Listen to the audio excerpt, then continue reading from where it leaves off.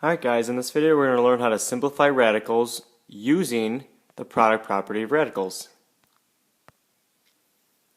So just so we know the parts of our radical, this symbol right here is our square root, and then everything underneath it in this region here is called our radicand.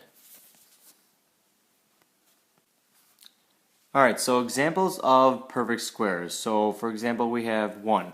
If I took the square root of 1, it's a perfect square because 1 times 1 will give you 1. So then the numbers that we can say that have perfect squares, if you just square 1 through 12, for example 2 squared would be 4, 3 squared would be 9, 16, 25, 36, 49, 64, 81, 100, 121, and 144. So these are all the numbers 1 through 12 that can be squared, and if you take the square root of them, that's considered a perfect square. So if I just take a random number, let's go with 81. Basically 81 can be broken down into 9 times 9. So then it's called a perfect square because we have the same number being multiplied by itself twice. So if you took the square root of 81, that answer simplified should be just 9. So these are all different examples of the perfect squares that you could be looking for just for numbers 1 through 12. Obviously there can be many more if you count higher than 12. So the product property of radicals says that the square root of the product equals the product of the square roots of the factors. So for example, if we took the square root of 9 times x, that can be broken down as to the square root of 9 times the square root of x. So then we can simplify this radical by looking at look for any perfect squares. So square root of 9 automatically equals 3. And then we're left with the square root of x. So whenever you're multiplying out an expression underneath the square root, that can be divided by, not divided by literally by the operation, but can be separated as the root 9 and the root x just by separating by its factors. So 9 and x would be the factors of this specific radical expression. So you break it down more, and then you can get your simplified radical expression. Alright, example 1, we're going to use the product property of radicals to simplify each expression. There are 4 of them, we're going to go through one at a time. So I have the square root of 12, and so when you simplify each expression, you're trying to break down the radical to its simplest form, so then you don't want any perfect squares left underneath the square root, so in the radicand. So we want to take out any perfect squares that we can. So if I break down 12, I know that the two factors that I'm thinking of that can multiply together to get 12 would be 4 and 3. Now if you can't see that 4 is a perfect square, well then keep breaking your numbers down to its prime factors. So we go 4 can be multiplied together 2 and 2. And then 3 is already a prime factor, so I'm going to leave it as is. So then all my prime factors, of 12 would be 2, 2, and then 3.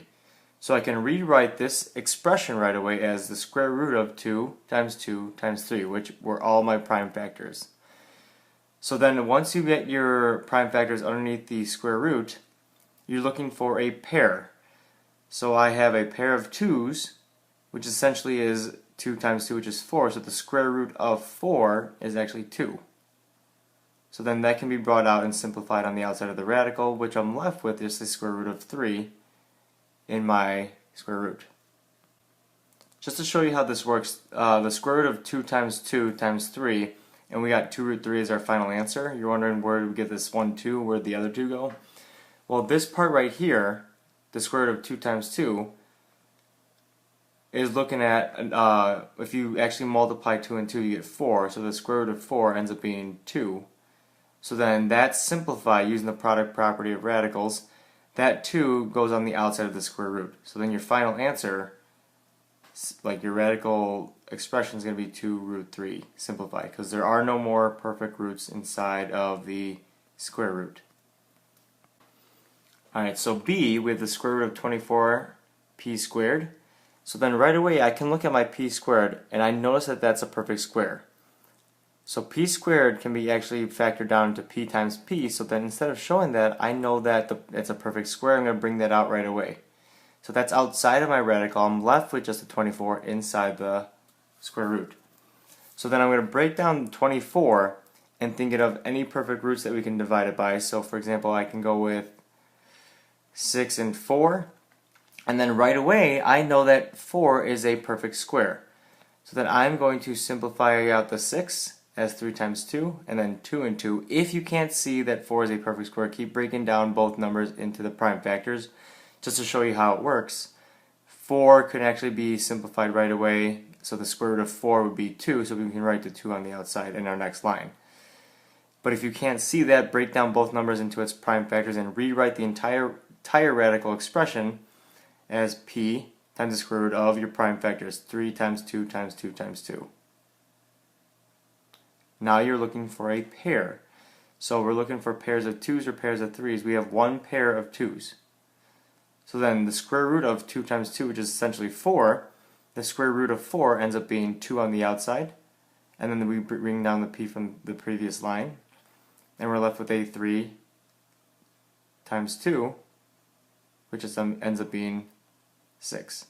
So our simplified radical expression from the square root of 24p squared is 2p times the square root of root 6. Times the square root of 6, excuse me.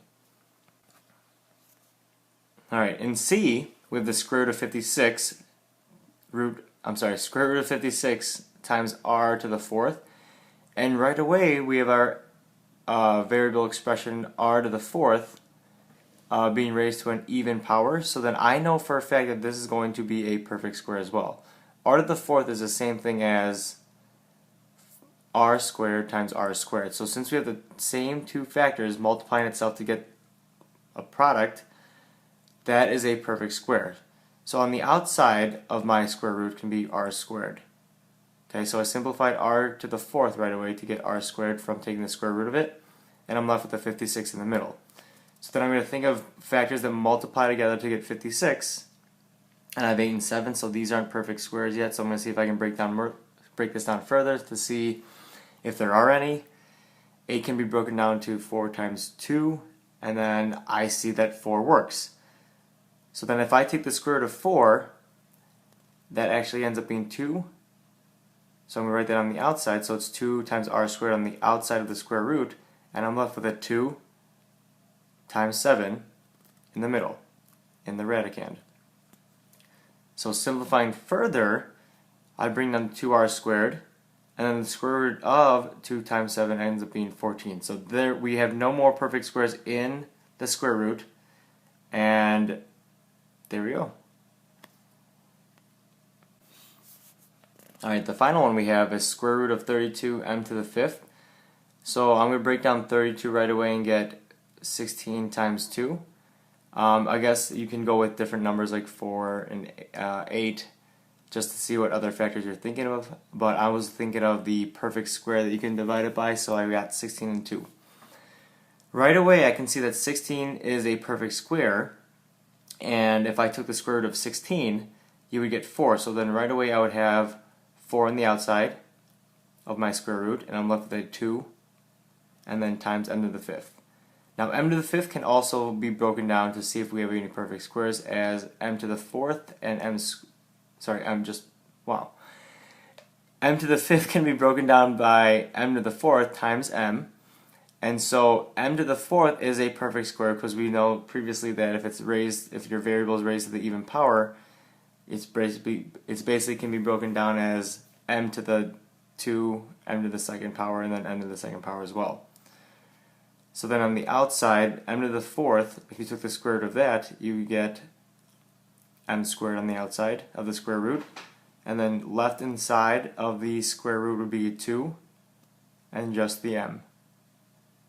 Okay, so we don't have any perfect squares in the square root, and on the outside is the 4m squared and times the radical 2m, or times the square root of 2m.